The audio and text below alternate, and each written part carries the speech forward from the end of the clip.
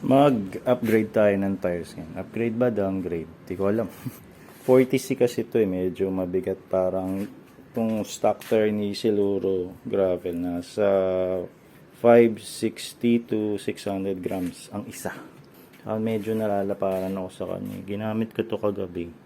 Parang medyo malayo sa road bike feel. Mas mabilis pa rin yung road bike. Ito parang cyclocross 28C, masyado naman makitid to pag nilagay natin dyan.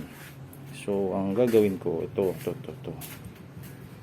si Donnelly, si Ate Donnelly, ito ang kabit natin, folding din sa road bike ko kay Avanti, folding yun na Grand Sport Ultra Sport.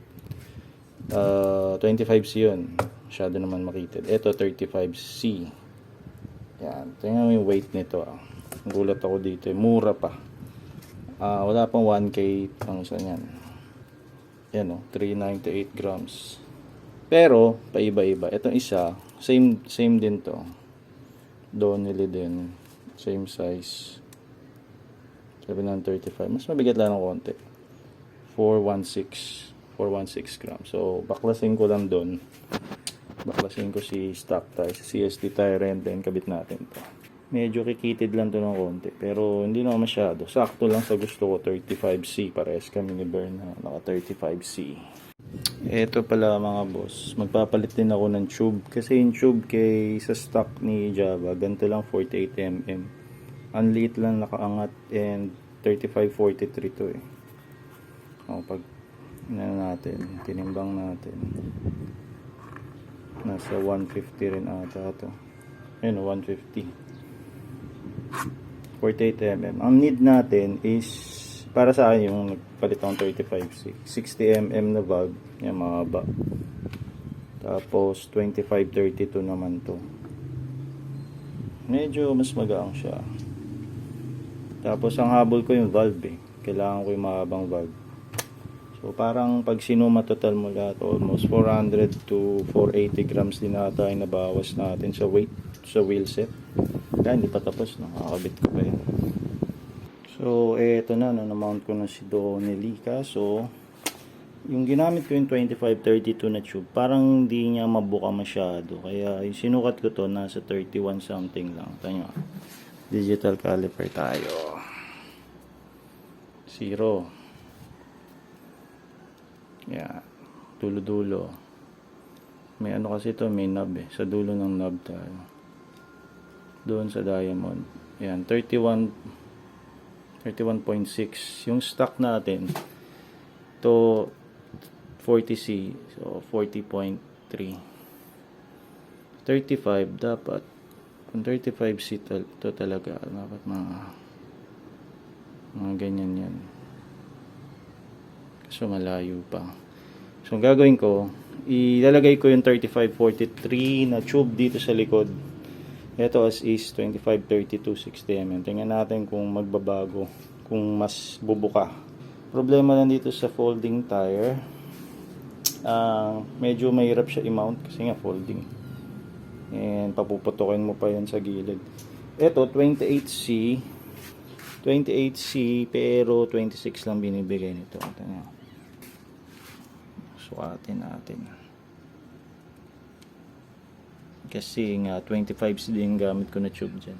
26.4. 28. Dapat gamit dyan 28-32 na tube. So wait lang. Kabit ko yung 25-32 dito sa likod. Etong tube. Tapos yung si Donnelly rin. Donnelly, tingnan natin kung magbabago.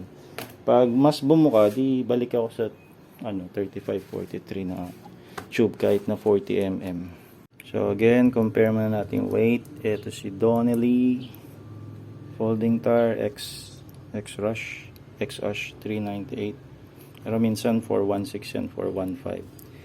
Ito naman yung CST Tyrant. Kaso wired Tyrant, ewan ko. So buhatin natin. Ang hirap pala nito, wala akong taga-hawak. Yan, wala siyang sayad, no. 560, 551, so kalutang naman siya. Mga ganun, mga 550. Pero kanina parang 570 and 580.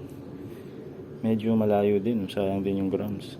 So this time kakabit natin dito sa rear. Ito, 3543. Nasaan na yun? Tingnan natin kung mas bobo ka kung bibigay niya yung 35C na hanap natin. Ayan. Yung kinabit ko kasi kanina 2532. Parang pan 25C na tube yun. So yan, na-mount ko na, no. Ito yung sa harap, yung kanina 60mm 2532 na tube CST rin. Ito, yan 60. So, kailangan talaga ng 60, ganyan yung itsura niya. Ayun, yung 48 ang punggok na, di ba? Tatanggalin ko pa yung lock bago ko siya mabombahan kasi magpe-press adapter ako. Then, yung palit tube dito, 3543, wala naman pinagkaiba. Hindi din talaga bumuka yung gulong. Zero natin. Hindi yan. 31.5 din. Dito, 2532. Parang mas buka pa nga. Ganun din, 31.6 isa pa. 31.5. So, same lang.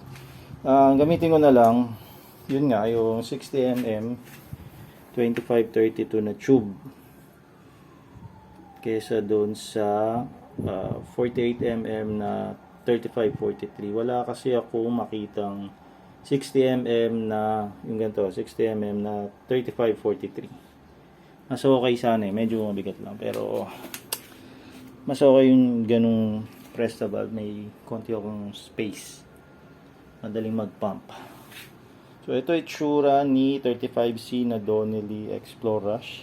Medyo kulang siya, no? Parang 32 lang max nito. Sabihin natin 32. Hindi siya true na 35. Yung kasi si Tyrant, yun nandun, talagang 40C siya.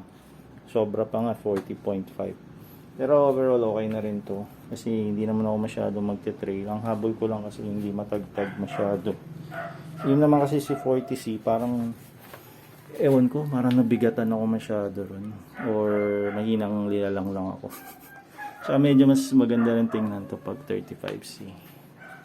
Kaya mount ko nga sa likod, pakita ko sa inyo yung space. Ito, ganito yung space sa harap eh. Para mas maganda tingnan si 40C, no? Parang sakop niya lahat. Kaya kabit ko lang yung sa likod. So yan, nakamount na nga si Donnelly Explore Rush. Parang lalabas lang na 31.5 o 31.7. Parang close to 32C yung tire, yung lapad niya. Okay naman siya, hindi gravel pa din yung dating. Yan. Pero kung di nyo type yung ganyan kanaro, balik 40C na lang. Pero sa akin okay to kasi yung sa road bike ko 25C na slicks, so mas masakit yun, pero mas mabilis yun, mas magaang. Ganyan siya looks. Gravel pa rin naman ang datingan nyo, distinguish. Yan siya mga spikes. Tsaka affordable tong ganitong tire, hindi siya sobrang pricey. Iba kasi yung mga Pirelli nasa 4K na, ito mura lang. Wala pang 1K yan. So again, ginamit ko yung 2532 na 60mm 700C 2532 60mm. Dito 3543 na 48. Papalitan ko pa to. Nahihirapan ako dito eh. Oh. Yan na muna. Babalik na ako mamaya. Ayun oh. Donnelly. Ilan ba TPI to? 60 ata. 70 TPI. Ang hirap mabasa eh. Anyway, lagay ko na sa description, no? Sa link or yung sa video description. Medyo mga kalating kilo rin na bawas dyan. 400 something. Yung luma. Ito, bebenta na to sa MOB. Pati yan. Sige, kaya muna ako. Grabe, kapagod.